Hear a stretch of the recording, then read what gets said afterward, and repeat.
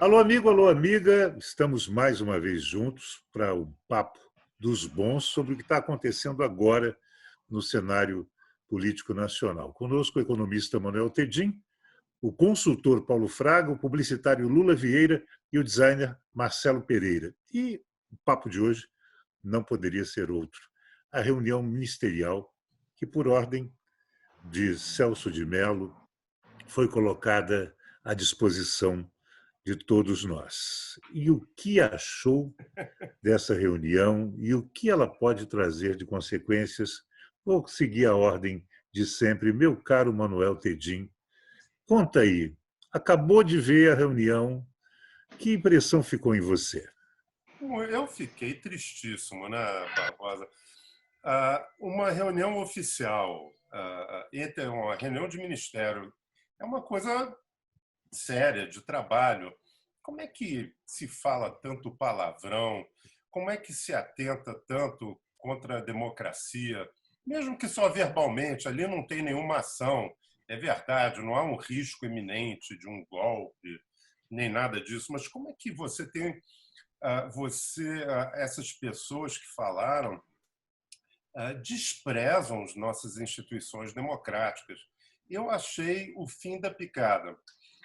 Por outro lado, eu tenho ouvido nas redes que muita gente que apoia o presidente gostou e achou que essa é a voz do presidente que eles conhecem, o presidente no qual eles votaram. Eu estou tristíssimo. Eu acho que teve várias palavras muito graves, se não promotoras de ação concreta, mas, no mínimo, de um desprezo absoluto pelas instituições democráticas do Brasil. Uma pena, Sim. uma tristeza absoluta. Paulo Fraga, você acha que ele está fazendo discurso para plateia, público, eleitor dele, por isso ele reforça esse lado bronco sempre, mesmo que só internamente? Eu acho que não. Eu acho que é o estilo dele, até porque essa reunião, se é isso que a gente possa chamar, né? Aquilo eu acho que é mais um vomitódromo, entendeu? Ele veio à tona por acaso, né? E talvez duas questões importantes. A primeira é que reforça o conjunto de informações a propósito de que ele interferiu de fato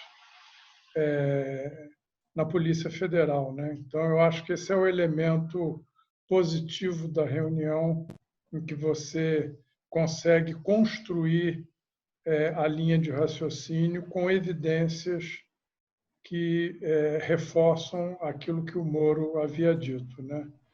E, de resto, é aquela bobageira que só nos constrange e nos dá a dimensão exata da mediocridade que impera no Planalto, né?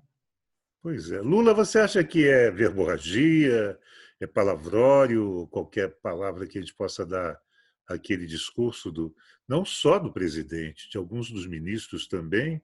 O negócio é sério, eles falam sério. Não, eu tenho a impressão seguinte: é o linguajar deles, é o tamanho deles que foi explicitado. Eu não concordo com o Paulo quando diz que era para a torcida dele. Ele não esperava que isso fosse público, em primeiro lugar. Em segundo lugar, o que me horroriza é que a palavra estadista não passou nem perto do palácio naquele dia. Eles estavam discutindo picuinhas de clube de futebol pequeno. Quer dizer, o que foi uma prova escancarada do que eles acham que é o exercício do poder. Quer dizer, é uma coisa messiânica, mas absolutamente sem saber onde vão. Nos falou em programa de governo, nos falou em meta de futuro, se ignorou uma pandemia que está aí matando muitos brasileiros, milhares de brasileiros, e com a tendência de aumentar, porque nós não chegamos ainda no ciclo da diminuição da doença. Eles não estão preocupados com nada disso. É um bando preocupado com as suas posições e pouco ligando para a missão deles. Eu fiquei horrorizado, eu fiquei realmente horrorizado. Eles não falaram nada sobre futuro, eles não falaram nada sobre o que fazer para o Brasil sair dessa situação e, principalmente, como se preparar para a volta para os tempos normais. Eles falaram como um clube de futebol sem sede, a sede no botequim da esquina, meio que dirigido pelo pior deles em termos de vocabulário. Quer dizer, realmente eu fiquei tristíssimo. E correu muito boato do apoio que ele estava tendo, que ele melhorou a posição dele diante da opinião pública. E você percebe depois, lendo com calma as reações, que não foi verdade. Quer dizer, Pois é, deixa eu aproveitar. Muita gente se sentiu envergonhado, se sentiu mal com isso. E não é por causa dos palavrões, não. Os palavrões eu falo mais do que ele, eu acho. Mas é a falta de preocupação com o que eles estão fazendo na realidade. Eles estão mais preocupados em ficar entre eles e um demonstrar para o outro que é mais desbocado e mais fiel a uma ideia que eu não sei qual seja. É isso. Marcelo ficou surpreso? Te assustou? Que tipo de sensação você teve ao ouvir aquele discurso? Eu achei estarrecedor, né? Completamente. Fiquei horrorizado também, porque é patético, né? É grosseiro e é caótico, né? Assim, é uma coisa que não tem como dar certo aquilo, né? E uma coisa ele né? Eu acho que o Bolsonaro ele é autêntico, né? Aquelas bobajadas que ele fala para o público, ele fala internamente também. Isso que é mais preocupante ainda. O cara não tem preparo nenhum, né? E eu acho que em relação ao que o Lula estava falando da reação, Bolsonaro já está reeleito, né, como estou começando a falar e tal, que dá um pouco essa sensação. A gente ficou um pouco decepcionado quando assistiu, né? Achava que havia alguma coisa muito maior, talvez pela expectativa toda, mas no fim das contas que apenas reforça a polarização que já havia, né? Essas grosserias podem falar bem para uma parte do eleitorado dele, mas é uma coisa estarrecedora. Acho que muita gente deve ter ficado envergonhada mesmo. E é interessante também como ele produz provas contra ele, né? Porque ele não falou apenas para proteger a família, que tinha alguma até razão de ser. Ele falou de um amigo também, né? E aí já fugiu completamente. Aí já é fora a interferência, que já é uma coisa indevida, estranha, ele fala de um amigo. E depois, na saída, lá numa entrevista que ele deu depois dessa reunião, ele ainda fala que ele recebeu informações, ele tem a própria rede de informações privada dele que ele recebeu. Né, alguém avisou que a família dele ia ser investigada, que ia ter busca e apreensão, ou seja, é seríssimo, né? Assim, provas não faltam, né, para abertura de um processo, uma investigação. Pois é, Paulo Fraga, muda alguma coisa em quem apoia o Bolsonaro ou em quem não apoia? Muda alguma posição? Muda alguma curva? Alguma coisa acontece depois desse discurso ou continua tudo igual? Eu acho que é difícil falar dos desdobramentos, né? A impressão que eu tenho é de que aqueles 27%, 25% ou 30% que o apoiam vão continuar apoiando, né? Mas imagino de que alguma repercussão ou desdobramento necessariamente deva ter. Tiveram algumas coisas que me chamaram a atenção quando ele menciona em tirar a água de dentro do navio, né, que está fazendo água. Isso é um detalhe interessante, né? Tem um outro que é a questão do ministro do Meio Ambiente, da forma como ele colocou. Me surpreendeu o ministro da Educação, quando ele cita Brasília, que ele dizia que era muito ruim, muito pior, independentemente das outras bobagens que ele disse. E uma coisa foi muito curiosa, é a cara do Tais, né? De boca aberta, com aquele estilo de que eu estou fazendo aqui, entendeu? Enfim, aquilo lá, a mediocridade é tanta que é difícil dizer quais serão, de fato, as consequências. O que eu vi hoje é de que o pessoal do Tribunal de Contas da União está pedindo a cabeça do presidente do Banco do Brasil, que falou que o TCU era uma usina de... Agora está me faltando o que foi. De terror, usina de terror. Isso. Entendeu? E o constrangimento do Mourão, a cara de constrangimento do Mourão, hein? O Mourão é um craque. Ele foi ali... Tá lá, dizem que ele estava jogando palavra cruzada, né? Nada. Não. Você sabe que ele anota tudo nas reuniões. Não, estou brincando, eu sei, ele mas vai ele estava com escrever. uma cara assim de que... Ele escreve, ele anota as coisas. Aquilo lá é o livrinho dele, entendeu? Eu imagino que ele deve ter o tempo todo perguntado aonde eu fui amarrar minha égua, porque ele é um homem de brilhante formação técnica. Ele não é um ignorante, não. Ele é oriundo das grandes escolas militares, né?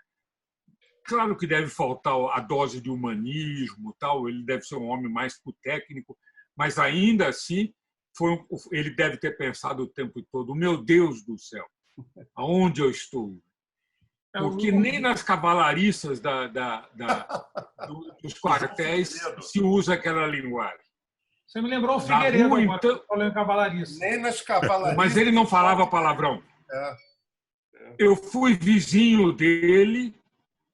A quantidade de palavrão e de mau uso do português do Bolsonaro é maior do Figueiredo. Meu sítio era do lado do sítio dele, do sítio do Dragão. O Figueiredo, mesmo na intimidade, mesmo jogando pôquer com os amigos, não tinha essa boca suja, não. Agora, o que eu acho que tem, de fato, que é relevante no vídeo é de que o presidente do Ministério Público, o procurador-geral, ele vai ter que denunciar o presidente.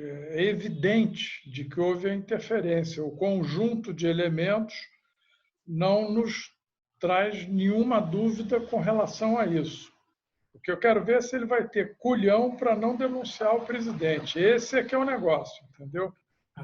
Pois é, não só... Tedinho, não só... Porque a hemorroida dele vai arder muito, entendeu? Oh, meu Deus! Oh, meu Deus! Isso, ainda bem que isso passa, viu? Não sei se com uma boa pomada, mas passa. Um guento maravilhoso, doutor. Olha aqui, se ele não denunciar o presidente, eu arriscaria dizer que vai faltar pomada. Verdade.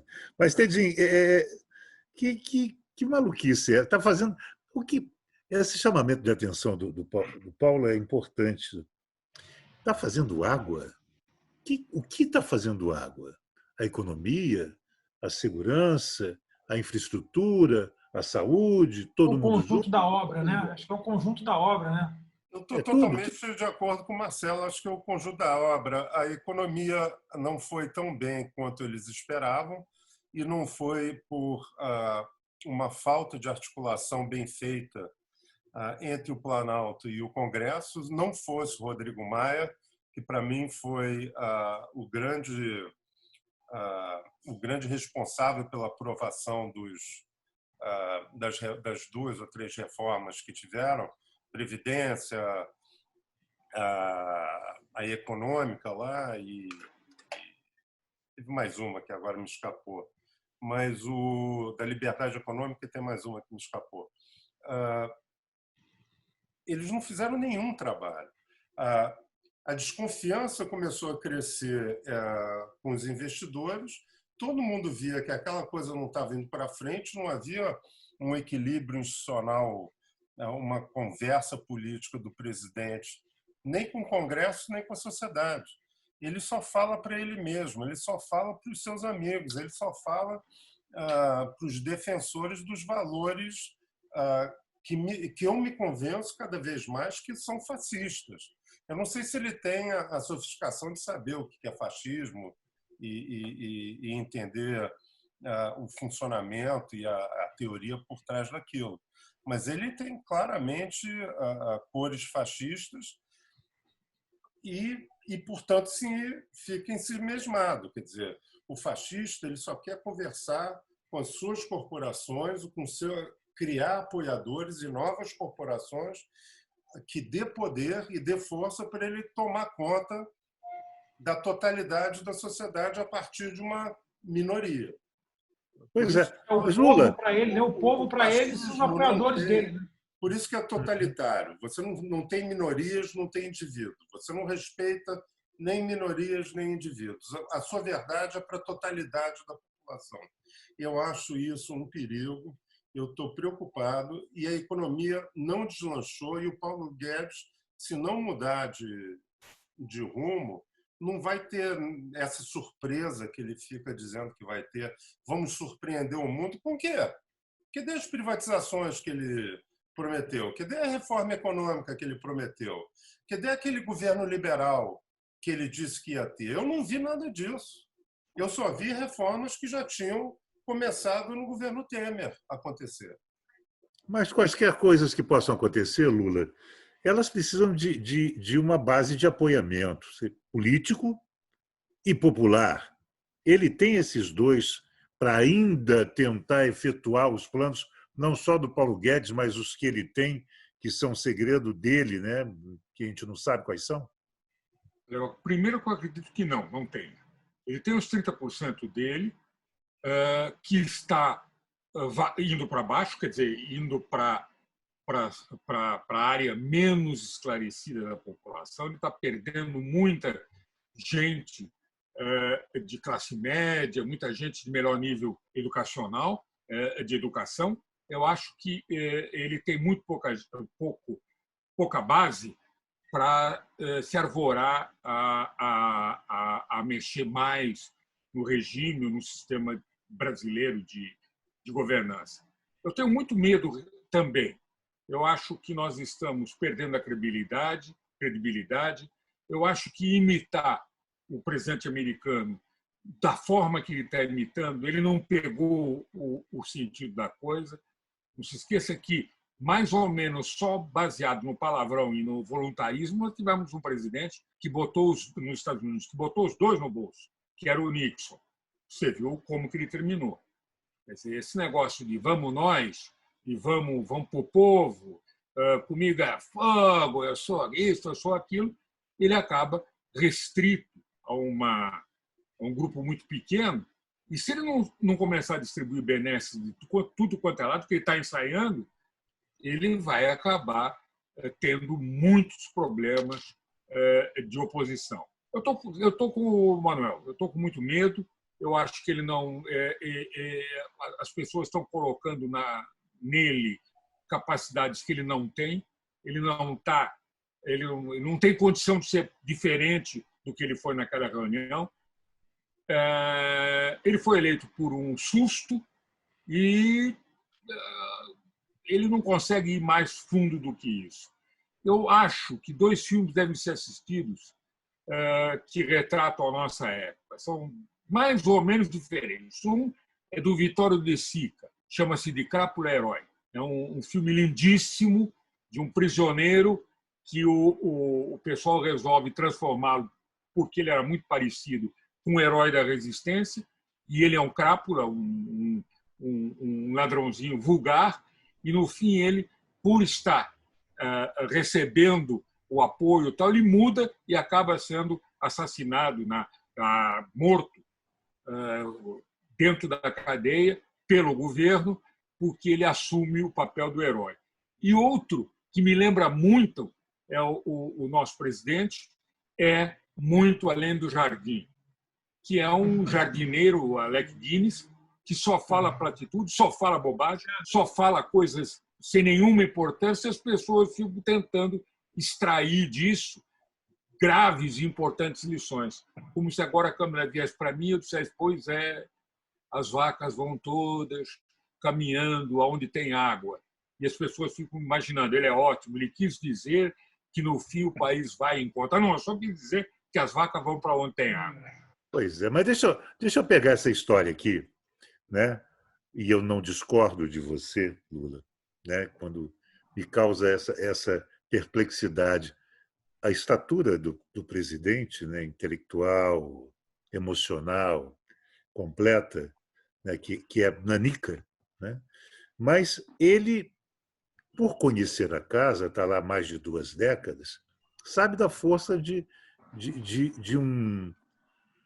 uma turma, por exemplo, do Centrão, que ele pode aderir já a minoria que ele tem e se transformar em maioria dentro do Congresso. Marcelo, você não crê que ele vai usar essa ferramenta para emplacar as coisas que ele deseja, por mais estapafúrdias? A Eletrobras está aí, o povo do Cunha está voltando todo, Marum e companhia. Depois de 1 ano e meio de voluntarismo, né, de negação da política, né, e, enfim, deu uns burros na água, né, perdeu toda a base política que ele poderia ter, não tem nem partido, né. Agora ele vai se jogar, está se jogando nos braços lá dos Jeffersons da vida, né. Acho que ele não tem muita escolha, né, e não tem base programática alguma, zero, né, só fisiologismo 100%, né. Com certeza, já está acontecendo, né? Talvez seja a tábua de salvação dele. E não vai dar longa vida para ele, não, isso? Longa vida? Eu não sei quem foi que disse, né, que o Centrão ele não vende apoio, ele aluga apoio. Ele alugou para o Lula, né? Depois alugou para a Dilma, depois só que ele pegou de volta, né? Na Dilma ele não continuou, né? Teve um cara lá que teve um partido que virou casaca um dia antes do impeachment, né? É denúncia vazia, que isso se chama em aluguel. Não. Então, ele está em péssimos lençóis, né? Paulo Fraga, você que é pragmático, não acha que o presidente Jair Bolsonaro, diante dessa pressão toda, vai intensificar o toma lá da cá com o Centrão para ter uma base mais larga de apoio? Isso, a história mostra que é essencial, né? Alguma coisa ele tem que fazer porque ele precisa ter apoio político, né? Infelizmente, ele está se juntando a tudo aquilo que ele negou e combateu na campanha presidencial, mas não há alternativa para ele que não seja essa, né? Salvo ele continue cometendo tantos erros que nem o Cetrão queira receber esse aluguel da forma como está sendo feito, entendeu?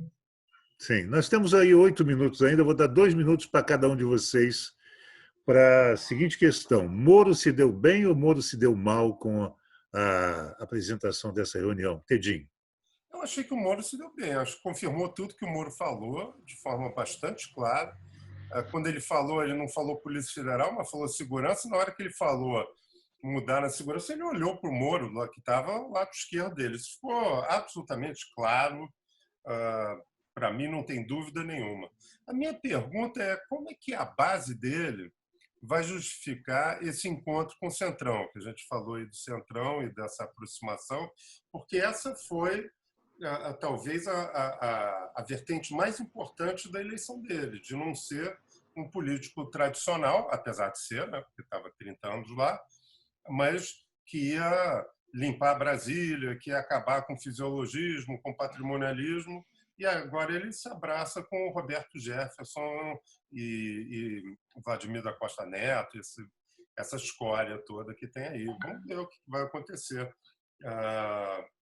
Eu espero que ele perca muito apoio.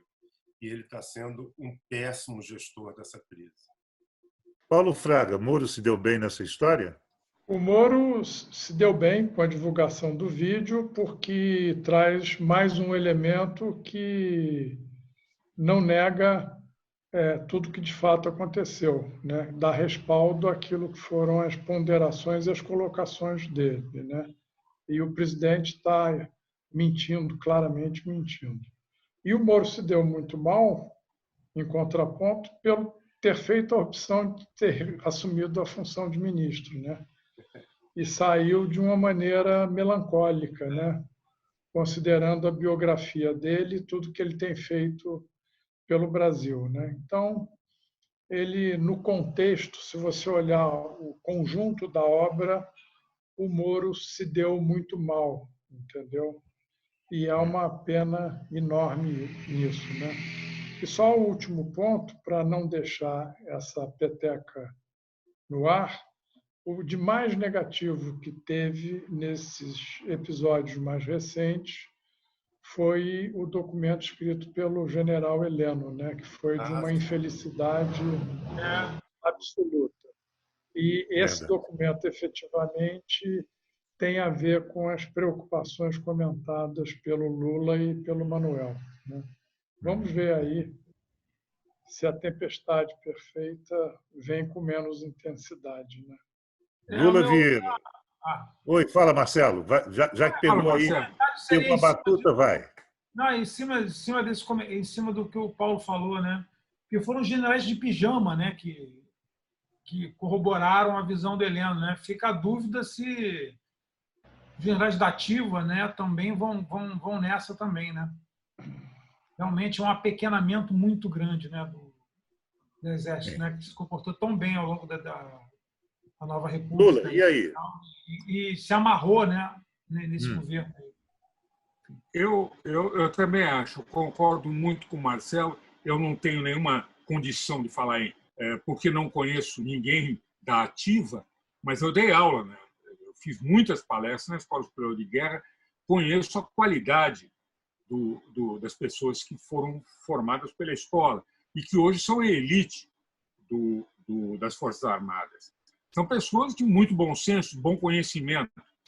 E eu tenho a impressão que, realmente, concordando com você, o que o general fez foi trair o seu passado. Eu acho que ele quase que disse o seguinte: não, eu sou obrigado, dentro do governo, a defender o governo, então fez que talvez até a carta seja ou a mensagem seja tão exagerada que tem dentro de si, mesmo que não intencionalmente, o recado: não levem a sério, eu estou falando apenas o que sou obrigado a falar. O que esperam de mim? Pode lembrar uma coisa, cara, que o Heleno ele foi secretário de gabinete, alguma coisa do Silvio Frota, né? Exatamente. Queria transformar o Brasil numa república argentina, uma ditadura argentina. Na época que Silvio Frota quis dar o golpe no Geisel. É isso dar o golpe, ele queria fechar ainda mais o regime, né? Ele foi dessa forma aí. Agora, são tempos de grande expectativa, né? Tudo pode acontecer. Eu não posso, sou incapaz de pensar no que vai acontecer. Sei que vai acontecer, sei que é possível que a gente tenha uma guinada para a direita, nós tenhamos um movimento muito forte em termos de renovação, quer dizer impeachment, ou pelo menos pedido, ou espera-se isso. Eu não sei o que vai acontecer. O caminho dele para o Centrão é um caminho de desmentir o seu discurso. Vai ser difícil. Né? É desespero. E vai ser difícil ele explicar por que ele está lá junto com quem ele já está. Imagine quem vem por aí. E ainda tem a formação das milícias, né? Assim, que ele está apostando no golpe, acho que não tem mais dúvida, né? Na radicalização mesmo. Então, pega aí, Marcelo. Sim, pega aí e fecha aí. Você acha que o Moro se deu bem, se deu mal? O que você achou disso aí? Acho que acho que o Moro, para muita gente, ele foi uma decepção, né? Ele ter aceitado, ter se envolvido com o governo Bolsonaro. Ele acaba saindo um pouco melhor, né, do que o próprio presidente, mas é triste mesmo, né? Uma coisa meio melancólica mesmo, como o Paulo falou, eu acho, né? Mas acaba pela forma, e como tudo foi comprovado e tal, acho que acaba se saindo melhor, né, do que estava no governo. Pois é. Você acha que rapidamente, só para fechar... Para os bolsonaristas, mais um comunista nasce, né? O Moro, né? É verdade, é verdade. Mais um comunista. E só rapidamente, Marcelo, você acha que todos, Moro, Mandetta, o Tais e todos, até a própria atriz Regina Duarte, caíram no conto do vigário, é isso? Olha, sinceramente, eu não consigo entender como alguém pode se envolver a ponto, acreditar numa figura como Bolsonaro a esse ponto, fora a raiva contra enfim, momentânea contra o PT, contra o sistema, contra não havia alternativa, mas logo depois você vê que está confirmado, né? O cara é aquilo mesmo. Tem... Todos caíram no conto do vigário, todos. Uns mais, outros menos. Eu sou daquela coisa que a prática é o critério da verdade. Ele sempre foi isso. Ele sempre foi. É verdade. Mas eu tenho coração... Paulo Manuel, eu tenho um coração bobo, né? Eu sempre acredito que as pessoas possam um dia ficar melhores. Né? Eu sempre acredito, né? Quando a pessoa chega com aquela carinha de cachorro que caiu da mudança e me pede alguma coisa, mesmo que ela tenha roubado o meu osso 10 vezes do meu pratinho, eu falo, não, tá bom, vamos dividir esse próximo osso. Sem saber que daqui a pouco ela vai levar o osso inteiro de novo, né? Manuel Tedinho, Paulo Fraga, Lula Vieira, Marcelo Pereira, craques, comentam com a gente toda semana aqui no Se Liga, o assunto mais importante. Obrigado, Manuel, obrigado, Paulo, obrigado, Lula, obrigado, Marcelo. E não faltem semana que vem, que eu sei que não vou faltar mesmo. Até lá. Abração, até. Tchau.